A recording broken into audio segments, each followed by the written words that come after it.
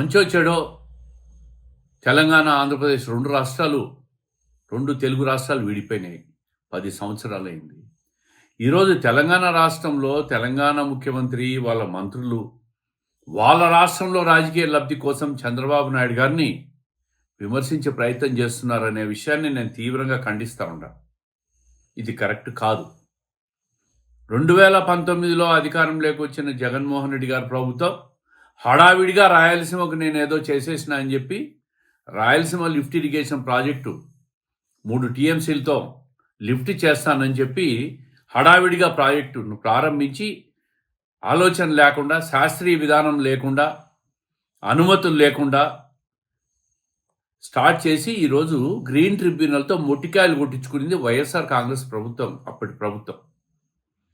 అప్పటి ప్రభుత్వంలోనే green tribunal ఈ రాయలసీమ లిఫ్ట్ ఇరిగేషన్ను ఆపేసిందన్న విషయాన్ని వైఎస్ఆర్ పార్టీ వాళ్ళు గుర్తుపెట్టుకోవాలి. మీ హయాంలో మొదలుపెట్టి మీ హయాంలోనే నేషనల్ గ్రీన్ ట్రిబ్యునల్ ఆపేస్తే అది ఈరోజు పక్క రాష్ట్రంలో వాళ్ళు ఏదో మాట్లాడితే దాన్ని చంద్రబాబు నాయుడు గారి మీద విమర్శలు చేసే ప్రయత్నం చేసి ఏమీ దొరక్క ప్రతి ఒక్కరు కూడా చంద్రబాబు నాయుడు గారు రాయలసీమకు అన్యాయం చేశాడని మాట్లాడుతున్నారా? దీన్ని ప్రజలు విశ్వసిస్తారా? రాయలసీమకి ఏదైనా న్యాయం జరిగింది అంటే అది తెలుగుదేశం ప్రభుత్వంలో గతంలో ఎన్టీ రామారావు గారి హయాం నుంచి ఈరోజు చంద్రబాబు నాయుడు గారి వరకు కూడా రాయలసీమలో నీటిపారుదల రంగానికి అంద్రీ నివా కానీ, గాలేరు నగర్ కానీ, తెలుగంగ ప్రాజెక్టు కానీ, కేసీ కెనాల్ మోడర్నైజేషన్ కానీ, ఎస్ఆర్బీసీని పూర్తి చేయడం కానీ చేసి ఈరోజు రాయలసీమలో ప్రతి ప్రాజెక్టులో ఉన్న రిజర్వాయర్లు కూడా నీటితో కలకల్లాడుతూ ఉంటాయి. మీలాగా ఏదో రాయలసీమకు చేసేస్తున్నామని చెప్పి డ్రామాలాగా ఒక రాయలసీమ లిఫ్ట్ ఇరిగేషన్ ప్రారంభం చేసి ఆదిలోనే దానికి తూట్లు పొడిచి గ్రీన్ ట్రిబ్యునల్ ముందట వాదనలు కూడా వినకుండా, కౌంటర్ అఫిడవిట్ కూడా వెయ్యకుండా వదిలేసింది వైఎస్ఆర్ కాంగ్రెస్ పార్టీ అప్పటి ప్రభుత్వం. ఈరోజు పక్క రాష్ట్రంలో ఏదో మాట్లాడితే మా మీద నింద వేసే ప్రయత్నం చేస్తుంటారు. ఇది మంచి పద్ధతి కాదు. దీన్ని నేను ఖండిస్తూ ఉండా.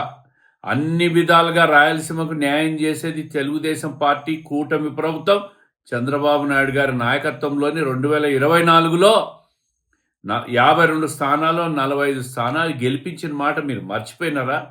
మీ మీద విశ్వాసం లేకే మీరు అన్యాయం చేసినారు కాబట్టి రాయలసీమలో అత్యధిక సీట్లు ఇచ్చింది తెలుగుదేశం పార్టీ కూటమి ప్రభుత్వానికి అని చెప్పి ఈరోజు విమర్శిస్తున్న వైఎస్ఆర్ పార్టీ నాయకులందరూ గుర్తుపెట్టుకోవాలి.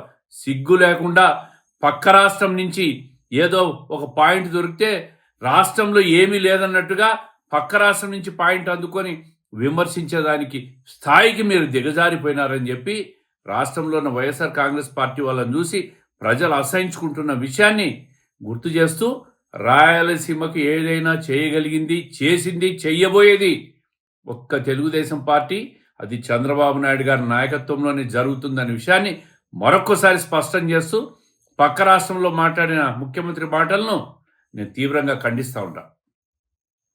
Local to global news at your fingertips. మీ చేతిలో ఒక ఆయుధం. Download raw TV app. Media legend Ravi Prakash is back.